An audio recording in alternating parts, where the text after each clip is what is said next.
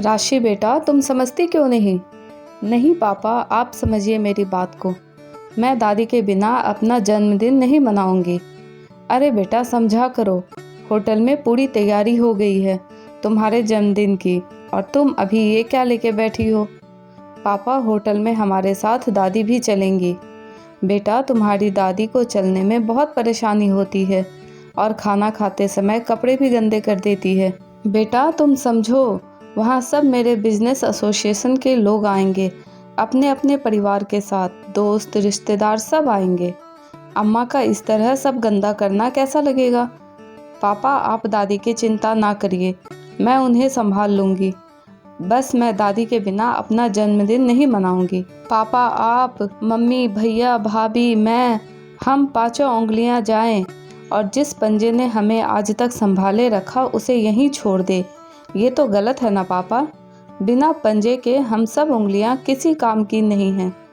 जब हम सब उस पंजे का साथ मजबूती से पकड़ेंगे तभी हम सब साथ रह पाएंगे और रिश्तों को प्यार दे पाएंगे। पापा प्लीज़ ना पापा, दादी को मैं गंदा नहीं करने दूंगी। बहुत जिद्दी हो तुम। ठीक है, तैयार हो जाओ सब जल्दी, समय हो रहा है पार्टी का। थैंक यू पापा, कहते हुए राशि खुद तैयार हुई। फिर दादी के कमरे में जाकर उनको डायपर पहनाया और उन्हें गुलाबी और सफ़ेद रंग की साड़ी पहनाई। फिर उनके बाल बनाए और उन्हें अच्छे से तैयार करके बाहर जैसे ही ले आई, सब दादी को देखकर हैरान रह गए। कितनी प्यारी लग रही है। आलोक की तो नज़र ही ना हटी अपनी माँ से। आज उसकी माँ कितनी प्यारी लग रही है इस गुलाबी साड़ी में। फिर सब पार्टी में गए। वहाँ भी राशि अपनी दादी का पूरा ध्यान रख रही थी, साथ ही साथ आए हुए मेहमानों का अभिवादन भी कर रही थी। उसने केक भी अपनी दादी के साथ काटा और उनको अपने हाथ से खाना खिला रही थी। पार्टी बहुत अच्छे से संपन्न हुई और सभी घर आ गए।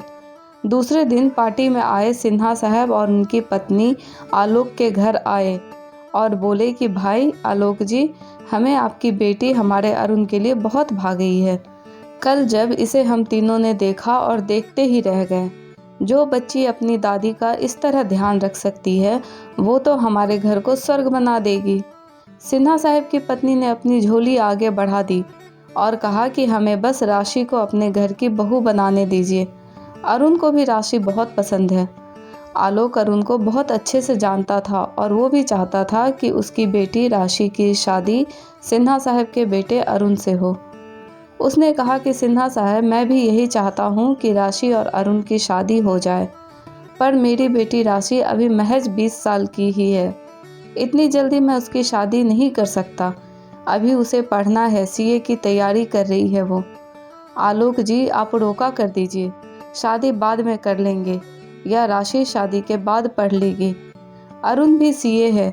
हम तो चाहते हैं कि राशि भी पढ़कर सीए बने और दोनों साथ में फर्म खोले। पर आप रिश्ता आज पक्का कर दीजिए, हमें हमारी सर्वगुण संपन्न राशि दे दीजिए। राशि से जब पूछा तो उसने भी हाँ कर दी, क्योंकि राशि भी अरुण को जानती थी। जब रिश्ता पक्का हुआ और सब मेहमान चले गए अपने घर, तब आलोक अपनी माँ के कमरे में गया। उसकी माँ उसे देखकर बोली, क्या हुआ बेटा? तब वो अपनी माँ की गोद में सर रखकर बोला, माँ मुझे माफ़ कर दो, मैंने अपने काम के चक्कर में तुम्हारे पर कभी ध्यान ही नहीं दिया।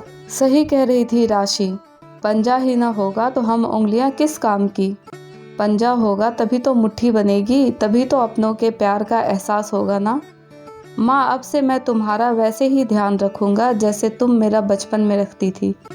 आज दोनों माँ बेटे बहुत समय तक गले लगकर रोए और बाहर दरवाजे पर खड़ी राशि अपने पापा और दादी के इस प्यार को देखकर अपने खुशी के आंसू पोंछ रही थी। आशा करती हूँ कि आपको ये कहानी पसंद आई होगी। कहानी पसंद आए तो प्लीज़ लाइक, शेयर, सब्सक्राइब करना ना भूलें और इस कहानी के बारे में आपकी क्या राय है हमें कमेंट करके ज़रूर बताएं। Thank you.